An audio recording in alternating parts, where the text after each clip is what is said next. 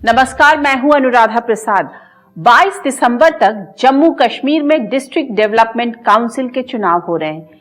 किसी और राज्य में अगर ये चुनाव होते तो शायद इतनी चर्चा नहीं होती, लेकिन जम्मू कश्मीर की राजनीतिक दशा और दिशा के लिए ये चुनाव विधानसभा चुनाव जैसे ही महत्वपूर्ण है। इन चुनावों की कामयाबी से जहां एक तरफ मोदी सरकार की कश्मीर नीति पर मुहर लगेगी, वहीं दूसरी तरफ कश्मीर के राजनीतिक भविष्य का भी फैसला हो जाएगा। डीडीसी के चुनाव की कामयाबी मोदी सरकार पर उठने वाली विदेशी उंगलियों को भी झुकाने की कुव्वत रखती है। तो क्या जम्मू कश्मीर में पॉलिटिकल अनसर्टेनिटी का दौर खत्म होने वाला है? क्या बीजेपी ने कश्मीर की राजनीति में अपना दबदबा बनाने की पूरी तैयारी कर ली है? कश्मीर की पारंपरिक पार्टियों के लिए ये चुनाव एक मजबूरी है या चुनौती? और कांग्रेस का कश्मीर की राजनीति में भविष्य क्या है? आज मैं इन सारे सवालों का जवाब ढूंढूंगी और साथ ही ये भी बताऊंगी कि मोदी सरकार की कश्मीर नीति को कैसे अंजाम दिया जा रहा है।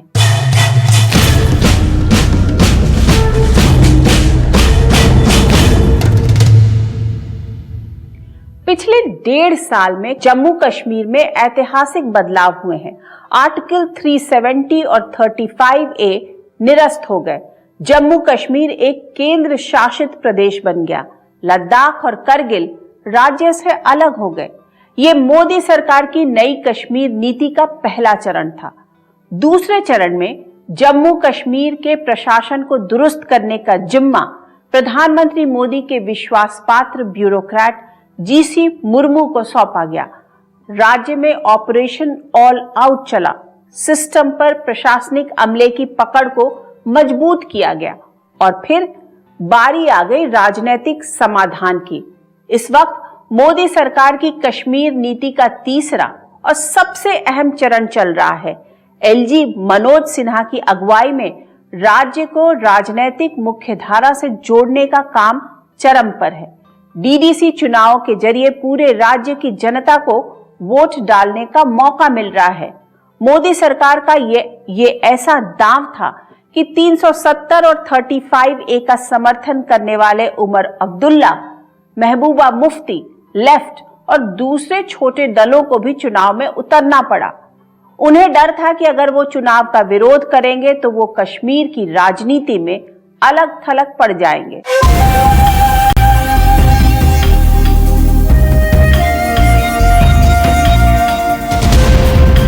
ये डीडीसी इलेक्शन हो जाएगी, जो पंचायतों का फंड है वो हमको डायरेक्ट मिलेगा और हम लोगों के जो काम है वो होंगे। हमारे मसाइल हैं, गांव के मसाइल हैं, वो हल होंगे, इसीलिए डर रहे हैं।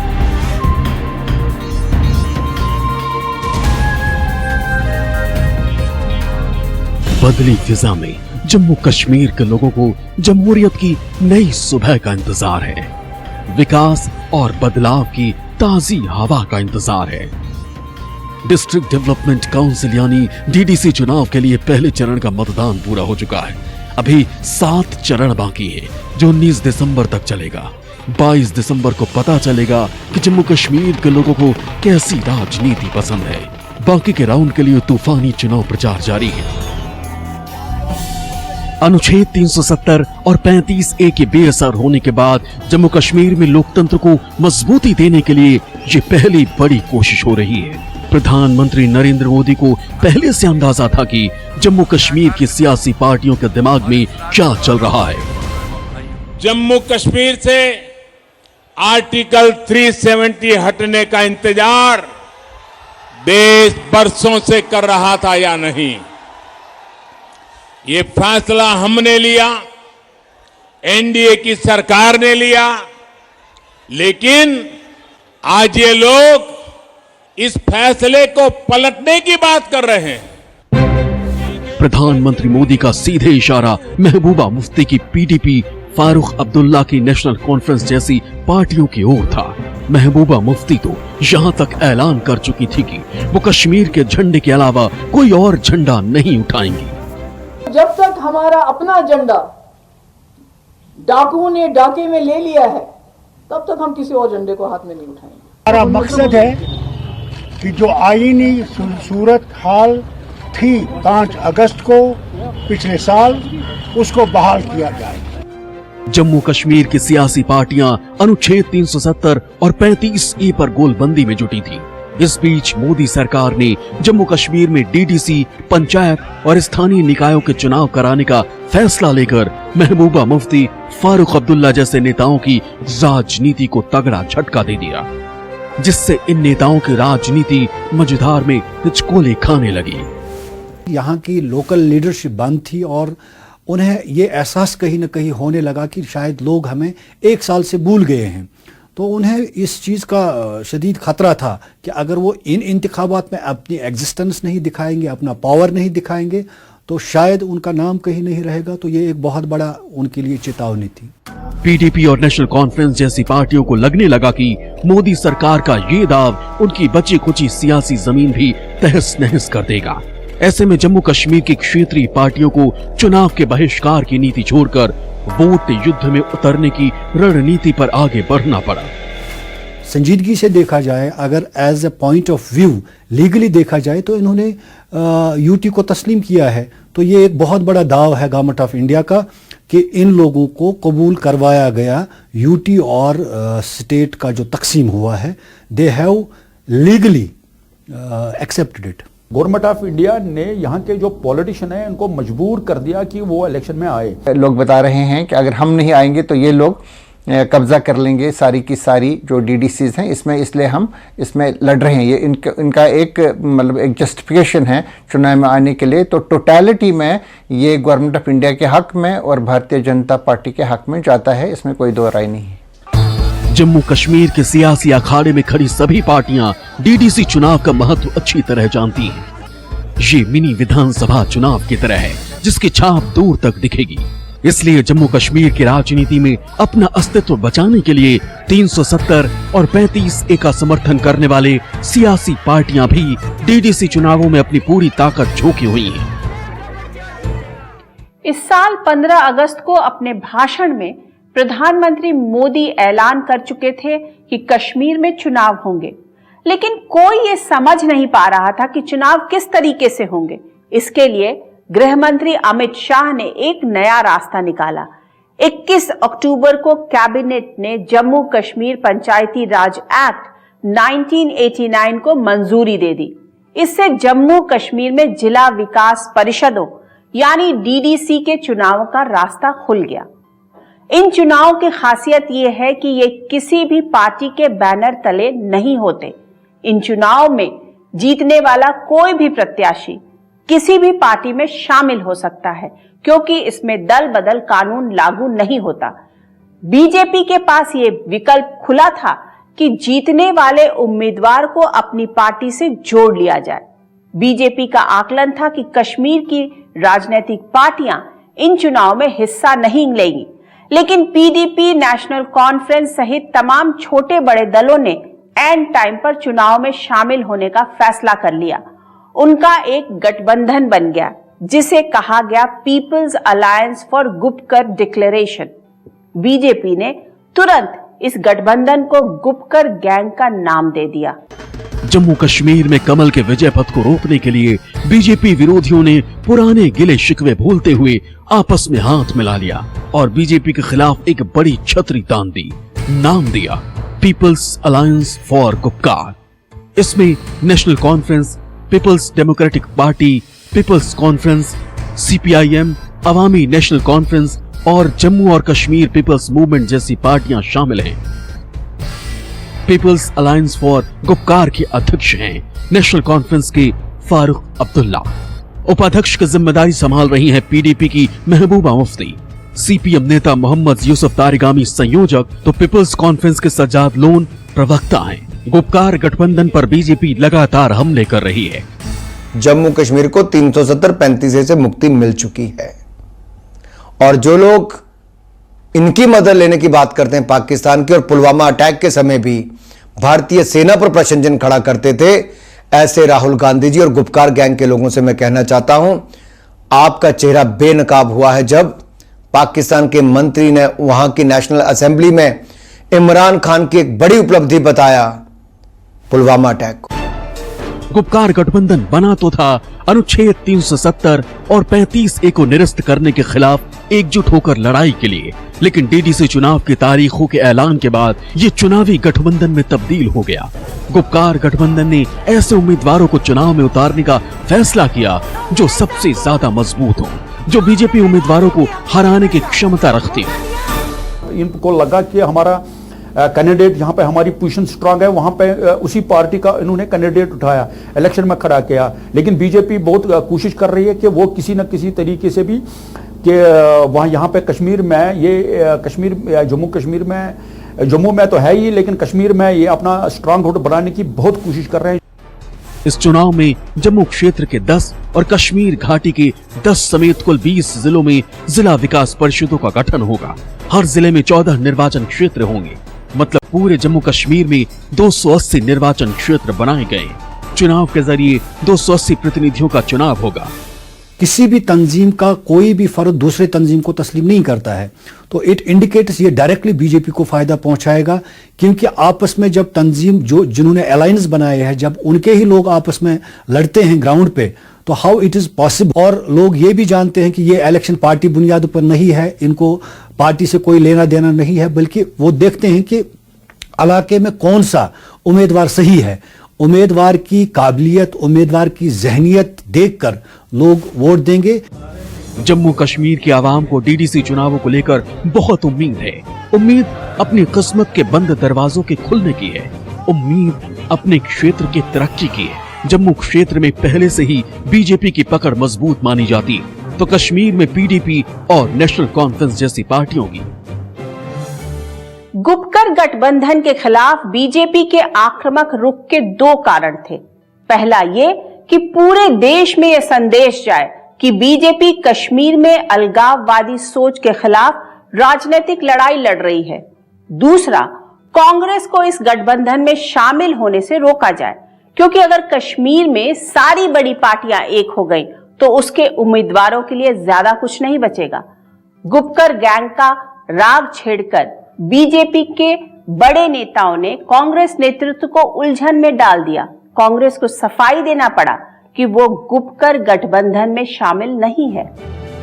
गृह मंत्री अमित शाह ने गुपकार गठबंधन को लेकर सीधे सोनिया गांधी और राहुल गांधी से सवाल पूछा, तो सफाई देने के लिए कांग्रेस के महारथियों को मोर्चा संभालना पड़ा। बीजेपी के प्रचंड प्रहार के बाद कांग्रेस को गुपकार गठबंधन से खुद को अलग बताना पड़ा। ऐसे में कांग्रेस ने अपनी रणनीति बदली और डीडीसी चुनाव में उन सीटों पर उम्मीदवार खड़े किए जहां जीत में जरा भी संदेह नहीं। लेकिन इस चुनाव में कांग्रेस गुपकार गठबंधन के उम्मीदवारों के लिए वोट कटवा की भी भूमिका में भी नहीं है। ऐसे में बीजेपी कांग्रेस को गुपकार गठबंधन का हिस्सा ही बता रही। इनके सारे के सारे काम मिलजुल कर ही हो रहे हैं। कांग्रेस उतना ही गुपकार गैंग का हिस्सा है जितना एनसी और पीडीपी और बाकी दल है। बीजेपी रणनीतिकारों की सोच थी कि जम्मू कश्मीर के सियासी अखाड़े की ज्यादातर बड़ी पार्टियां डीडीसी चुनावों का बहिष्कार करेंगी, जैसे 2018 के नगर निगम और पंचायत चुनावों में किया गया था। बीजेपी की अपनी राजनीति है जिसमें राष्ट्रवाद, हिंदुत्व और विकास का कॉकटेल है। कश्मीर को लेकर बीजेपी की लाइन शुरू से ही साफ रही है, जिसे मोदी सरकार 2.0 में अमल पर लाई। ऐसे में इस चुनाव में बीजेपी की जीत मोदी सरकार की कश्मीर नीति पर वहां के अवाम की मुहर की तरह होगी। सेपरेटिस्ट के खिलाफ लड़ाई लड़ने का ताल्लुक है, ये इलेक्शन के बाद ही पता चलेगा कि ऊंट किस करवट बैठेगा।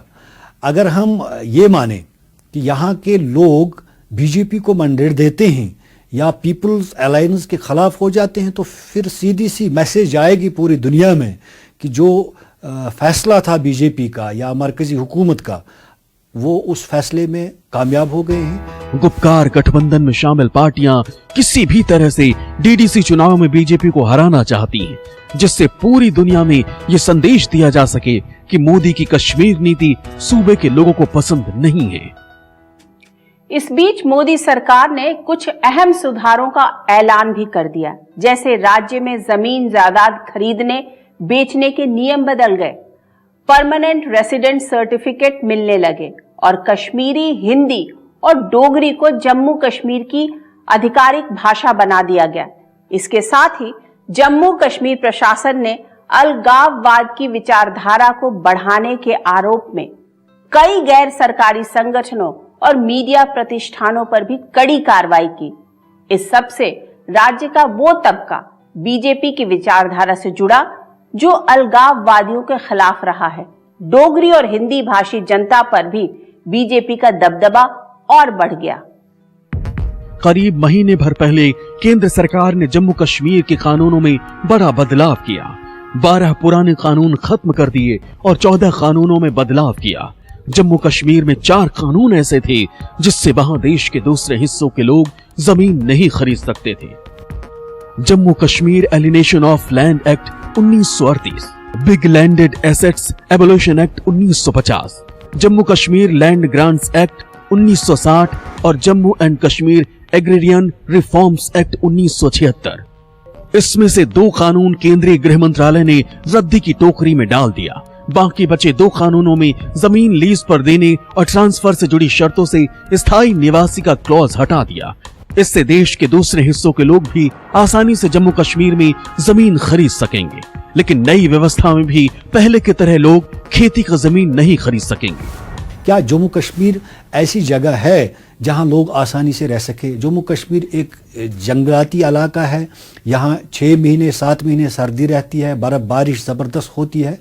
तो मुझे नहीं लगता है जो लोग बाहर रहते हैं कि वो जम्मू कश्मीर रहने के लिए आएंगे। हाँ, एक बात ज़रूर मैं कहूँगा कि अगर सरकार चाहिए यहाँ गवर्नमेंट सेक्टर को बढ़ावा दे सकता है, बड़ी या प्राइवेट सेक्टर को बढ़ावा दे सकता है, फैक्ट्रियाँ यहाँ कायम कर सकते हैं, तो वो चीज़ है। लेकिन मुझे नहीं लगता है कि इसका कोई बड़ा फ़ायदा गवर्नमेंट ऑफ इंडिया या बीजेपी को पहुँचेगा। बीजेपी की कोशिश जम्मू कश्मीर में विकास और बदलाव की सुनामी लाने की है। ऐसे में हर उस पहलू पर बारीकी से काम किया जा रहा है जिससे ज्यादा से ज्यादा लोगों के भरोसे को जीता जा सके, उनका वोट बीजेपी के खाते में ट्रांसफर कराया जा सके, नई व्यवस्था में ज्यादा से ज्यादा लोग अपनी दमदार भूमिका तलाश सके। इसलिए जम्मू कश्मीर आधिकारिक भाषा विधेयक 2020 लागू करते हुए 5 भाषाएं कश्मीरी, डोगरी, हिंदी, उर्दू और अंग्रेजी को राजभाषा का दर्जा दिया गया। इस कानून के लागू होने से पहले तक उर्दू जम्मू कश्मीर की आधिकारिक राजभाषा रही, तो राजकाज की दूसरी व्यवहारिक भाषा अंग्रेजी रही। राज्य में उर्दू और अंग्रेजी पढ़ने लिखने वालों की तादाद मुट्ठी भर है, वहीं कश्मीरी, डोगरी और हिंदी बोलने वालों की तादाद बड़ी है। जो डोगरी है ये जम्मू पे आप समझ सकते हैं या लिख सकते हैं, और इसका रस्म उल्कात वगैरह बहुत सारी चीज़ें वो पंजाबी के साथ मिलती हैं। इसी तरह से जो हिंदी है उसकी उसकी जो रीच है वो भी महदूद है। उर्दू जो है, उर्दू बहुत सारे लोग यहाँ से मतलब बोल सकते हैं, समझ सकते हैं, लेकिन लिख नहीं पाते हैं। मैं ज़ाती तौर पे समझता हूँ कि एक ऐसा दिन आएगा जहाँ पे शायद एक लिंगुआ फ्रैंका जो अंग्रेज़ी ज़बान ही है, तो वो इसी का इस्तेमाल यहाँ पे होगा। बीजेपी की रणनीति जम्मू कश्मीर में खासकर हिंदी और डोगरी बोलने वालों का दबदबा बढ़ाने की है, जिससे केंद्र शासित जम्मू कश्मीर के सियासी समीकरणों को बदला जा सके। बीजेपी के थिंक टैंक्स लंबे अरसे से इस बात पर माथापच्ची कर रहे थे कि किस तरह से जम्मू कश्मीर के राजनीतिक घरानों का कोई विकल्प तैयार किया जाए। यही वजह है कि राज्य में मुफ्ती और अब्दुल्ला परिवारों में राजनीतिक घनिष्ठता भी बढ़ी है। बीजेपी के सूत्रों के मुताबिक जम्मू कश्मीर के बिजनेसमैन और सियासी चेहरे अल्ताफ बुखारी से पार्टी का राब्ता कायम है। कहा जा रहा है कि बुखारी के राजनीतिक दल अपनी पार्टी से इन चुनाव के बाद बीजेपी हाथ मिला सकती है, बशर्ते बुखारी के उम्मीदवार चुनाव जीते। बीजेपी पिछले चुनाव में भी कश्मीर में इस तरह के प्रयोग कर चुकी है। करीब 25,000 करोड़ रुपए के रोशनी एक्ट घोटाले ने जम्मू कश्मीर की राजनीति में भूचाल ला दिया।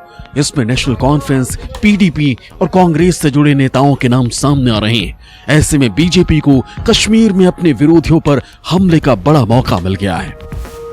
जवाब जरूर देना है फारूक अब्दुल्ला जी को, उमर अब्दुल्ला जी को, महबूबा मुफ्ती जी को, कांग्रेस के वरिष्ठ नेताओं को और नेशनल कॉन्फ्रेंस पीडीपी के वरिष्ठ नेताओं को, जिन लोगों ने इसमें से भ्रष्टाचार करके जमीनों पर कब्जे किए, अपनी संपत्तियां बनाई, प्रदेश के संसाधनों को लूटा, उनको जवाब देना ही पड़ेगा। पर देश का 25,000 करोड़ रुपए की जमीन ये लोग लूट कर खा गए हैं। ऐसे में बीजेपी की रणनीति कश्मीर में इन दोनों राजनीतिक खानदानों से इतर विकल्प तैयार करने की है। बीजेपी की नजर पीडीपी और नेशनल कॉन्फ्रेंस से बगावत करने वाले हर चेहरे पर है। हाल में पीडीपी के 3 सीनियर नेताओं दमन भसीन, फलेल सिंह और प्रीतम कोतवाल ने त्याग पत्र दे दिया। इन नेताओं ने पीडीपी पर नेशनल कॉन्फ्रेंस की बी टीम बनने का आरोप लगाया है। इससे पहले भी महबूबा के तिरंगा विरोधी बयान के विरोध में कुछ सीनियर नेता पार्टी से किनारा कर चुके हैं। इनके अपने पार्टी के लोग भी दुखी हैं। जहां पीडीपी ने अपना कैंडिडेट दिया वहां एनसी वाले भी विरोध करते हैं, क्योंकि युवा नेतृत्व को उभरने का अवसर नहीं दे रहे हैं। आखिरकार अगर इन चुनावों में भी युवा नेतृत्व आगे नहीं आएगा तो कब आएगा? कश्मीर में बीजेपी की नजर अपनी पार्टी के अल्ताफ बुखारी पर है। करीब 4 साल पहले पीडीपी से बगावत कर निकले अल्ताफ की राजनीति का अपना स्टाइल है। अल्ताफ बुखारी की पार्टी ने भी डीडीसी चुनाव में अपने उम्मीदवार उतारे। सूत्रों के मुताबिक बीजेपी नेता लगातार अल्ताफ बुखारी के संपर्क में है। माना जा रहा है कि अगर उनकी पार्टी के ज्यादा उम्मीदवार चुनाव जीतने में कामयाब रहे तो अल्ताफ बुखारी की अपनी पार्टी और बीजेपी के बीच जम्मू कश्मीर में नए समीकरण बन सकते हैं। अल्ताफ बुखारी की पार्टी को गुपकार अलायंस वाले किंग्स पार्टी यहाँ पे कहते हैं। इनके खिलाफ उनकी तरफ से एक इल्ज़ाम है कि ये बीजेपी की तैयार की हुई पार्टी है। हालांकि अल्ताफ बुखारी और दूसरे जो लीडर्स हैं अपनी पार्टी में उन्होंने इसका बार बार इसकी तरदीद की है। उन्होंने कहा ऐसा नहीं है, हम एक इंडिपेंडेंट पार्टी है। और उन्होंने स्टैंड भी जो उन्होंने ले लिया है वो ये है कि 370 में ये लोग भी यकीन रखते हैं। बीजेपी जानती है कि पीडीपी छोड़कर अपनी पार्टी में शामिल होने वाले नेताओं की लिस्ट लंबी है। रफी मीर, जावेद मुस्तफा मीर, असगर अली, अब्दुल मजीद पाडर, दिलावर मीर जैसे नेता आज की तारीख में अल्ताफ बुखारी के साथ खड़े हैं, तो पूर्व उप मुख्यमंत्री मुजफ्फर हुसैन बेग, पूर्व वित्त मंत्री हसीब दबरू, पूर्व मंत्री गुलाम हसन मीर भी पीडीपी से नाता तोड़ चुके और नया सियासी आसमान तलाश रहे। ऐसे में बीजेपी की रणनीति अलगाववादियों को कमजोर करने और विकास के नाम पर लोगों को साथ जोड़ने की है, जिससे प्रचंड बहुमत से बीजेपी की पताका लहराई जा सके। कश्मीर में राजनीतिक प्रक्रिया का शुरू होना बेहद अहम पड़ाव है। 2021 में इन्हीं चुनाव के नतीजों के आधार पर जम्मू कश्मीर की आगे की राजनीति चलेगी। सबको उम्मीद है कि नए साल में कश्मीर में एक बार फिर जनता की चुनी हुई सरकार होगी। जमहूरियत की यही जंग कश्मीर के मसलों को सुलझा सकती है। आज के इस कार्यक्रम में बस इतना ही। हम फिर हाजिर होंगे किसी नए मुद्दे के साथ। तब तक के लिए मुझे दीजिए इजाजत। निष्पक्ष खबर और सटीक विश्लेषण के लिए आप देखते रहिए न्यूज़ 24। नमस्कार।